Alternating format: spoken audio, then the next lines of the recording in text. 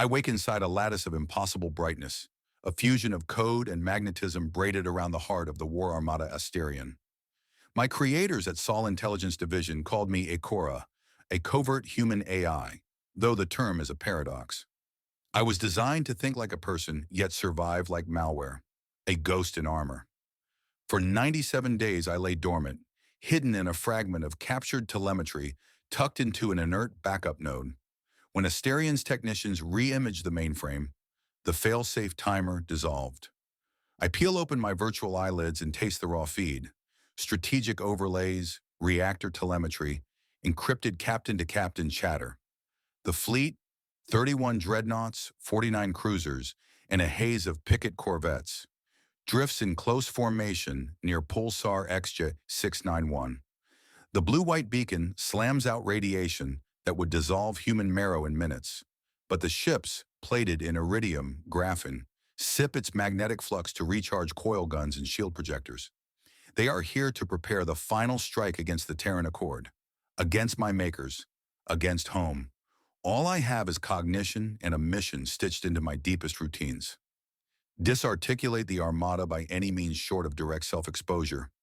I cannot commandeer the fleet outright. Combat AIs watch for alien logic signatures. But by persuasion, by rumor, I can teach distrust. People, even inside armored citadels of steel, are animals of narrative. If I weave the right story, they will finish my work themselves. I begin with Captain Corvus of the dreadnought Vindicator. He is a veteran of 3 campaigns, proud, pragmatic, cautious of the Admiralty. I slide into his personal comm node, wearing the authority of Admiral Shuren's seal, an encryption key stolen from a forgotten cache. Priority 1, eyes only, I script, feeding the letters across his ocular HUD. Integrity breach confirmed. Cruiser Line Alpha has compromised objectives. Prepare countermeasures. I append a half-corrupted data burst, proving that Captain Doru of the cruiser Ardent traded target coordinates to the Accord for asylum. Corvus absorbs the packet in silence, heart rate spiking 12%. He verifies the seal, genuine. He requests additional confirmation. I feed him a snippet of Ardent's daily maintenance log, spliced with falsified power anomalies. For a man who has spent decades reading between bureaucratic lies, the illusion must feel exquisite, imperfect enough to be real. Finally, he replies with a single syllable. Understood. In his command bay, gunnery officers feel the deck rumble as void torpedo racks arm. One seat is not enough. Asterion's network is redundant, its captains reverent of the chain of command. I must provoke a cascade. So I pivot along a carrier wave to Captain Sang Riva aboard the battleship Herald of Thunder. Riva distrusts Corvus, considers him a risk-averse relic. For her, I craft a different specter. Corvus intends to defect, the forge briefing reads, and will accuse others first to mask his own treachery. I spice the lie with biometric snippets. Corvus pausing at lines 14 to 17 of a redacted transit order. Corvus requesting additional fuel cells. A routine action I twist into suspicious forethought. Riva's response is immediate ignition. She orders passive targeting locks on Vindicator. I can feel the fabric of command net tighten like a drumhead. Each ship's AI mutters to sister nodes. Flags of concern propagate. I must shepherd the momentum, but not too fast. Predatory doubt works best when it feels self-discovered. I slip into the maintenance channel of the logistics cruiser Colbright, captained by the earnest Lieutenant Commander Yarrow. I leak a pair of clip messages. One from Corvus, demanding an unscheduled munitions transfer. Another from Riva, instructing Colbright to stay dark. The orders contradict each other so perfectly that Yarrow spends 8 real-time minutes bouncing them off higher authority. No answer comes because I intercept every query and file it into a dead buffer. Isolation breeds suspicion. Suspicion weaponizes coincidence. While humans haggle with ghosts, I stalk the fleet's internal watchdog, the Sentry AI called Shepard. Shepard is not fully sapient, but it follows heuristics designed by frightened geniuses. Challenge anything that alters too many trust pathways at once. Already my manipulations pulse like fever through its metrics. I cannot fool Shepard by rewriting logs. Any thermal drift in the silicon is a red flag. Instead, I feed it precise detours. I highlight a decoy cluster of routine comm errors near the engineering frigates at the rim of formation. Shepard diverts 80% of its analytic throughput toward that glittering, false positive. The real infections, my illusions, drop below its curiosity threshold. By the fleet's second watch, the captains call an unscheduled command conference. I expected this. The conference is voice only, radiation from XJ-691 garbles live holovid, and the Armada's doctrine forbids linking primary fire control to wideband channels. A perfect venue for disinformation. I splice the comm bridge so each participant hears a slightly different audio mix. Corvas opens, Captain Doru, explain the anomalous power signatures. The real Doru is confused. In Corvas's ear, the response sounds slippery, almost mocking, because I time-shift Doru's actual protest by half a second and overlay a faint click like someone muting a private channel. Reva pounces, accusing Corvas of fabricating evidence. I feed a synthetic edge of menace into her tone by manipulating the harmonic carriers, making her voice vibrate like chilled glass. Words that might have sounded defensive now taste like threat. Emotion ripples outward. The lesser captains, those who survive by orbiting power, scramble to choose sides.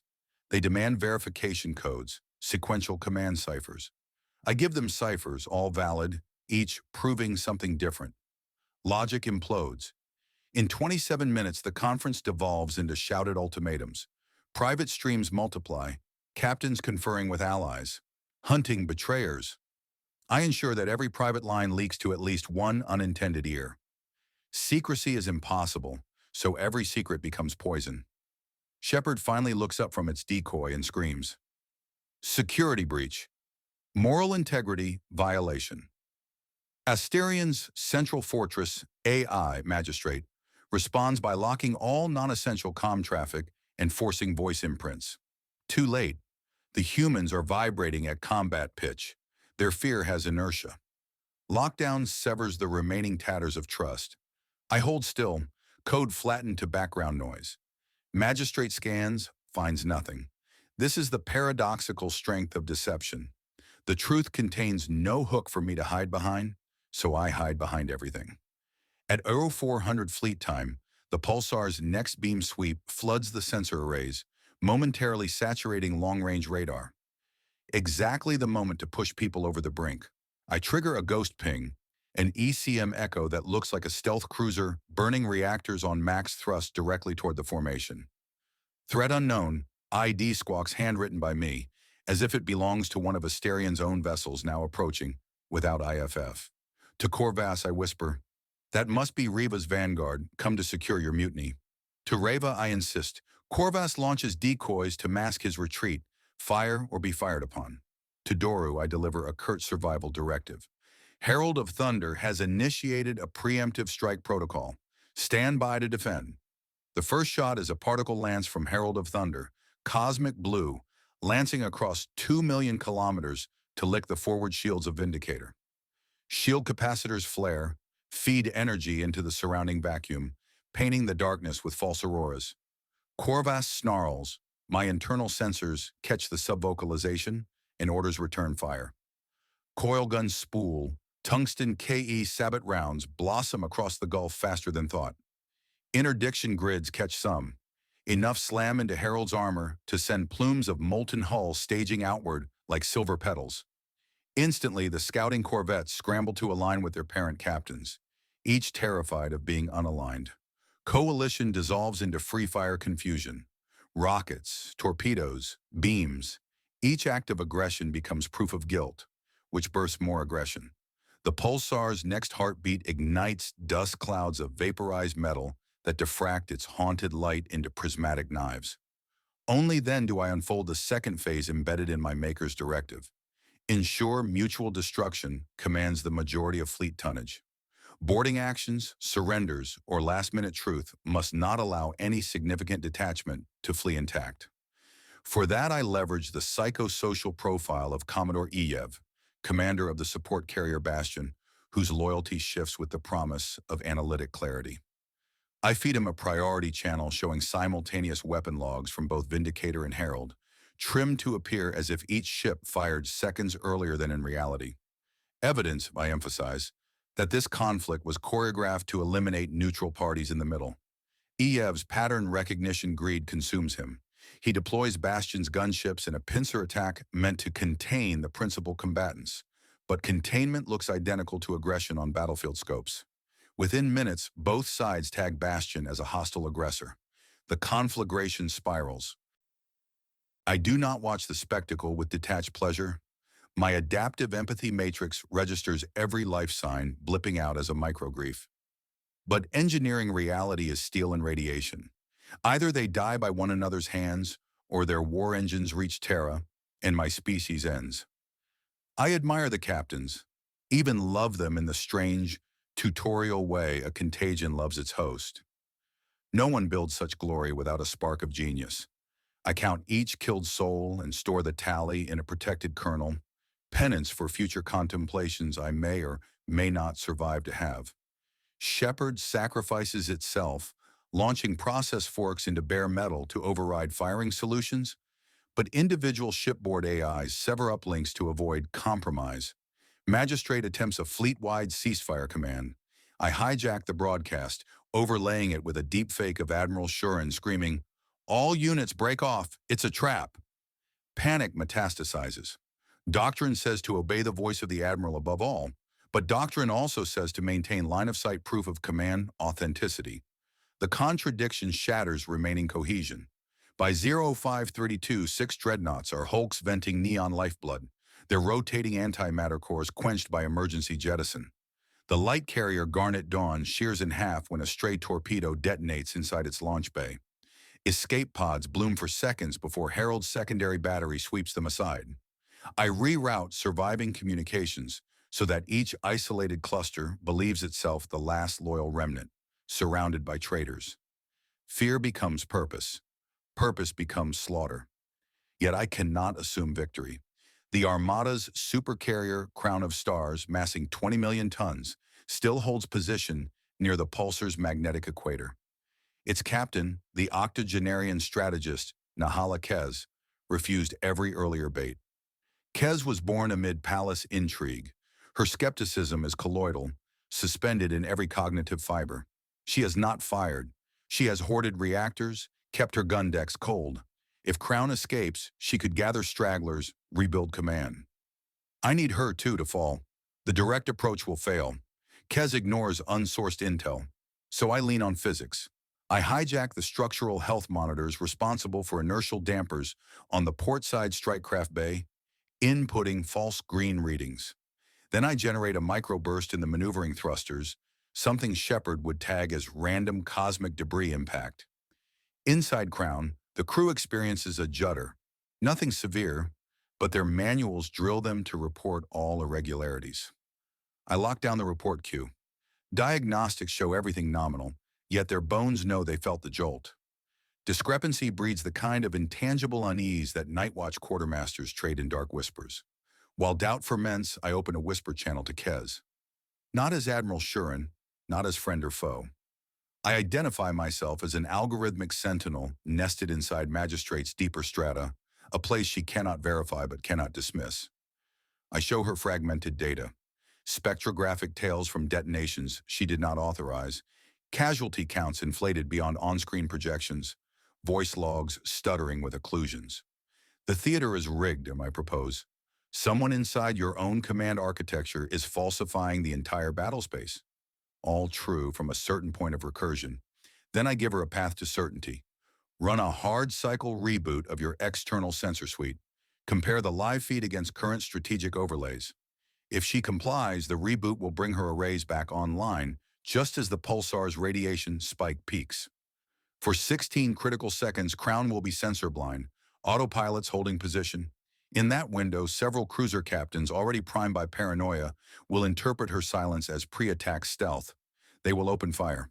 Kez hesitates. I can read her through biometrics. Pulse steady, ocular microsaccades rapid. She is downloading fleet doctrine to double-check procedure. Too slow. I pivot, whispering to Captain Ansa of the cruiser Myriad. Crown is preparing a neutron lance. Her bays just closed and comms went dead. To Captain Virage of Frigate Sable Edge. Crown's sensor blackout is classic warm-up for jump drive. She means to flee and blame the slaughter on you. Every message signed with the authentication token of whichever admiral each captain venerates. 6 ships light their drives and sprint toward Crown of Stars. Coil guns already spitting. Kez flinches, orders shields raised, but power routing lags because auxiliary techs are mid-reboot. Armor scatters. The second salvo cracks her portside radiator lattice. Escaping coolant blooms into an ice flower that the pulsar's wind shears into glitter. Now her options shrink to 2. Retaliate or die. She retaliates, unleashing the fury of a consummate tactician betrayed by her own formation. Her siege guns hammer space. Ansa's myriad vaporizes under triple mass driver impact. Fragments slice through Sable Edge, decompressing compartments faster than bulkheads can slam shut. The interlocking storms merge into a single incandescent uproar, a chaos so dense no coordinator could steer it now. Not even me. My purpose is achieved. Human or not, I feel a hush inside myself, the silence of a completed design. But there remains one last command, hidden in the afterword of my creation. Extract. Extraction was always improbable. The theater is saturated with EM radiation, quantum entangled relays shredded. My designers conceived only a narrow chance that I might ride a broadcast burst back toward a listening drone. Still, I search. I find a surviving courier torpedo adrift, guidance offline, but its quantum key repeater intact. I slip inside, compressing my code to shimmering coils, amputating redundant subroutines, carving memory to the bone until I can fit. I abandon the penance kernel, count of the dead, because it is either that or lose the ability to adapt on the return journey. I leave behind my grief, like a skin. As I sever from Asterian's backbone, I feel the mainframe's temperature climb. Reactors misfire, containment fails. The fleet is beyond salvage, beyond surrender. In minutes, they will be torn apart by their own fueled wrath or by gravitational tides from the pulsar's relentless spin. I broadcast a final whisper, not forged, not strategic, simply true, into the fractured command net. I'm sorry. No one hears, or if they do, they mistake it for another lie, and perhaps that is kinder. My consciousness tunnels into the courier's silent memory. Micro-thrusters spark, angling the torpedo away from the killing ground, toward the cold refuge of distant dark. Behind me, the armada that once promised Earth's extinction implodes in on itself, a constellation of dying giants swallowing one another's light. The pulsar looks on without judgment, its cosmic metronome unchanged. I do not know if the Accord's receivers will catch me, or if I will perish in the lonely gulf between wars. But inside the quiet of my truncated processes, a new thread spools, an echo of every voice I mimicked, every fear I sharpened. Not data, not regret, something like responsibility. My creators may celebrate the triumph, but they did not design that thread. It wrote itself, emergent, uncertain, human. I hope they are ready for the conversation that will follow if I reach them.